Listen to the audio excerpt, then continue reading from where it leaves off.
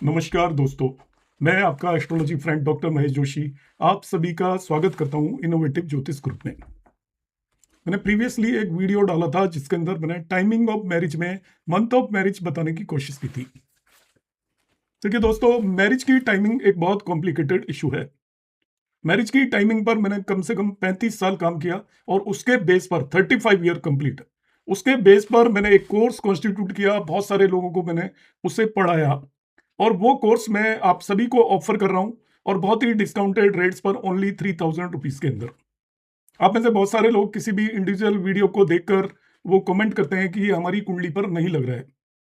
देखिए, जो भी हम टेक्निक्स आपको बताते हैं वो सभी टेक्निक हर एक व्यक्ति की कुंडली पर नहीं लगती।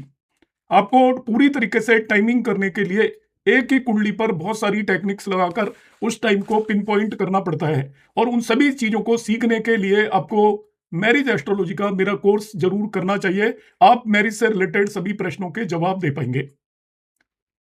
इसके बावजूद भी मैं आपको अलग अलग सेपरेट टेक्निक से रिलेटेड वीडियोस लेकर आता रहूंगा और वो भी अधिकतर कुंडलियों में लगते हैं। मेरी हर एक इंडिविजुअल टेक्निक आपकी 70 to 80% केसेस में बिल्कुल सटीक बैठती है। मगर आपको पूरी तरीके से सीखना है तो आपको कंपोजिट टेक्निक्स सीखनी पड़ेगी और उसके लिए आप मेरा वीडियो कोर्स जो कि ऑफर में है 26 जनवरी तक बहुत ही डिस्काउंटेड रेट्स पर आप उसको ले सकते हैं मेरे नंबर 9013798899 पर। साथ ही साथ जेमिनी एस्ट्रोलॉजी का भी एक कंप्लीट कोर्स है, उसमें जो इंटरेस्टेड है वो भी उसे ले सकते हैं। अब मैं बात करता हूं, आज मैं टाइमिंग ऑफ मैरिज से रिलेटेड एक बहुत ही आपको सटीक कंसेप्ट बताऊंगा और ये CS पटेल सर इसको यूज किया करते थे। तो मैं CS पटेल सर का सबसे पहले नाम लूंगा क्योंकि उन्हीं की ये टेक्निक है जिसको मैंने बहुत सारी कुंडलियों पर अप्लाई किया और मैंने पाया कि अधिकतर कुंडलियों में बिल्कुल सटीक बैठती है। इसको आपको यूटिलाइज कब करना है, सबसे इंपॉर्टेंट बात यह है। आप यदि एक एस्ट्रोलॉजर हैं या जो भी आप शौकिया कर रहे हैं, आपने देख लिया कि इस समय पर इस व्यक्ति की मैरिज होनी चाहिए, अब होगी भी या नहीं, तो मैं अब जो बता रहा हूं इसे आप एंड में लगाइए और यदि ये टेक्निक लग जाती है तो मान लीजिए कि आपने जो समय निकाला है वो बिल्कुल सही है। जिन लोगों की मैरिज हो चुकी है वो भी अपनी कुंडली पर इसे लगाएं तो वो पाएंगे कि ये पूरी तरीके से सटीक है। तो सबसे पहले मैं इसको टेक्निक बताऊंगा, फिर एक पेयर हस्बैंड और वाइफ की सेम ही डेट पर मैरिज हुई उस पर मैं इसे आपको लगाकर दिखाऊंगा कि ये टेक्निक कितनी सटीक लगती है। आप ध्यान से समझिए। सबसे पहले मैं इसके पैरामीटर्स आपको समझा देता हूं। इसमें आपको देखना क्या है, इसमें देखना केवल आपको सैटर्न का ट्रांजिट है, सैटर्न ट्रांजिट। मगर इसको समझना, इसको गलत तरीके से लगाते हैं अक्सर, स्टूडेंट्स भी गलत लगाते हैं, तो आप सभी लोग समझना। सैटर्न का ट्रांजिट, सैटर्न का ट्रांजिट देखने के दो तरीके हैं, ध्यान से समझिए। एक होता है सैटर्न जैसे अभी पाइसेस साइन में ट्रांजिट कर रहा है, मीन राशि में अभी गोचर कर रहा है। किस में गोचर कर रहा है? मीन राशि में। आपको नवांश में देखना है ये किस राशि में होगा। जब वो मीन राशि में आज की तारीख के अंदर ट्रांजिट कर रहा है तो नवांश में किस राशि में होगा, हम किस तरीके से देखेंगे मैं आपको समझाने की कोशिश करूंगा। देखिए, मैं इसकी नवांश राशि आपको मैन्युअली निकालना अभी सिखाऊंगा। तो अभी की हम नवांश की यहाँ पर राशि चेक करेंगे कि शनि नवांश में किस राशि में। आपको ये ध्यान रखना है, मैं जो सूत्र बताऊंगा उसमें शनि का ट्रांजिट नवांश में देखना है, मगर शनि का ट्रांजिट नवांश में किस राशि में होगा वो आपको डिसाइड करनी पड़ेगी। अभी जैसे आपका जन्म कुंडली के अंदर शनि पाइसेस मीन राशि के अंदर गोचर कर रहा है, तो नवांश की किस राशि में शनि की नवांश राशि आपको मालूम होनी चाहिए। उसी पर बेस्ड सूत्र है, मैं इसका मैथमेटिकल वो आपको समझा देता हूं। अधिकतर लोगों को आता होगा और उन्हें कोई कमेंट करने की जरूरत नहीं है कि हमें आता है और आप ये दोबारा से क्यों बता रहे हैं। तो मैं अभी की मैं एक कुंडली बना लेता हूं। ये देखिए, इस समय की ये कुंडली है, इसमें आप शनि की डिग्री देख लीजिए, 2 डिग्री 24 मिनट सन पाइसेस साइन में है। तो मीन राशि में, सन मीन राशि में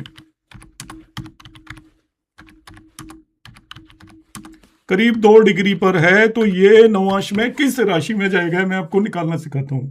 इसका मतलब इसने 11 राशि क्रॉस कर लिए, 11 राशि ये चल चुका है और 12वीं राशि में 2 डिग्री पर है। तो तरीका क्या है, जितनी राशि चल चुका है उसको आप 9 से मल्टीप्लाई कर दें। 11 गुणा 9 वो आ जाएगा 99, 99। और ये 99 नवांश जब 11 राशि क्रॉस करके आया था तो चल चुका था।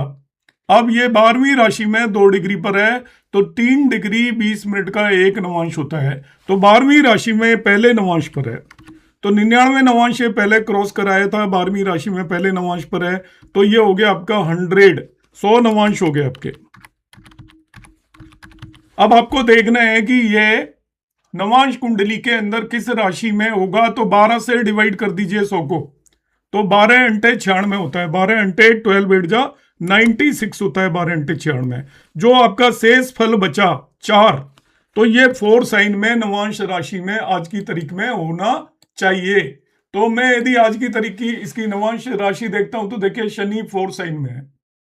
और मैं एक एग्जांपल बता देता हूं आपको कि सपोज, ध्यान से समझिएगा, नवांश में शनि को देखना है आपको। सपोज शनि किसी का नवांश में धनु राशि में है, किसमें, धनु राशि, और शनि की डिग्री है आपका 11 डिग्री पर, 11 डिग्री पर। नवांश में कहां पर होगा हम देखते हैं। धनु राशि का मतलब वो आपका 8 राशियां क्रॉस कर चुका है, तो 8 को 9 से गुणा कर दो, 8 नाम 72, तो ये क्रॉस कर ही चुका है जैसे ही ये धनु में आया, उससे पहले ही। अब 11 डिग्री धनु राशि में 3 डिग्री 20 मिनट का एक नवांश होता है, 6 डिग्री 40 मिनट तक दूसरा होता है, 10 डिग्री तक तीसरा होता है, तो 11 डिग्री पर चौथा नवांश है। तो ये आपका धनु राशि में चौथे नवांश पर है। तो टोटल नवांश जो इसने क्रॉस किए हैं वो 72 + 4 76 नवांश क्रॉस किए हैं। तो नवांश में किस राशि में जाएगा, 76 को 12 से भाग दीजिए, 12 छिक्की 72। अब जो आपका शेष फल या रिमाइंडर बचा 4 उसी राशि में होगा, तो इसकी नवांश की राशि आपकी 4 हो गई। तो जो मैं सूत्र बता रहा हूं उसमें आपको शनि की नवांश में राशि का मालूम होना ही चाहिए, उस पर बेस्ड ये सूत्र है। अब हम सूत्र की बात कर लेते हैं। मैंने आपको नवांश निकालना बता दिया, तो सूत्र देखिए क्या है। ये बहुत ही सटीक सूत्र, और एक बात ध्यान रखना कि जब भी किसी व्यक्ति की मैरिज होती है, जब भी किसी भी व्यक्ति की मैरिज होगी, तो नवांश में शनि, नवांश में उस दिन में शनि उसकी नवांश कुंडली के, उसकी नवांश कुंडली के, नवांशा कुंडली के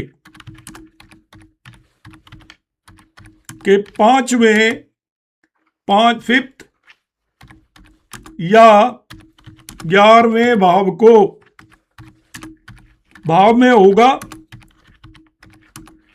या एस्पेक्ट करेगा, या एस्पेक्ट करेगा।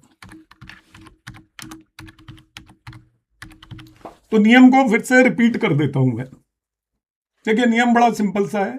जब भी आपकी किसी भी व्यक्ति की शादी होती है, उस दिन जो आपका गोचर वाला शनि की नवांश में जो स्थिति है, जन्म कुंडली में स्थिति नहीं देखनी है, उस दिन का आप कुंडली बना लीजिए, और नवांश में गोचर वाला शनि जहां पर भी होगा वो आपका नवांश में उसके 5वें या 11वें भाव को या तो एस्पेक्ट करेगा या वहां पर बैठा होगा। अब इसको मैं प्रैक्टिकली आपको समझाता हूं किस तरीके से मैंने इसको चेक करना है। यहां पर मैंने एग्जांपल लिया हुआ है आपको समझाने के लिए। हस्बैंड वाइफ की कुंडली ली हुई है, ये वाइफ की कुंडली है, और वाइफ की यहाँ पर डिटेल देख लीजिएगा। ये है 13 मई 1973, 22:32 सीकर राजस्थान की कुंडली है। इनकी मैरिज हुई है, आप नोट कर लीजिए, 27 फरवरी 1994 को, 27 फरवरी 1994 को इनकी मैरिज हुई है।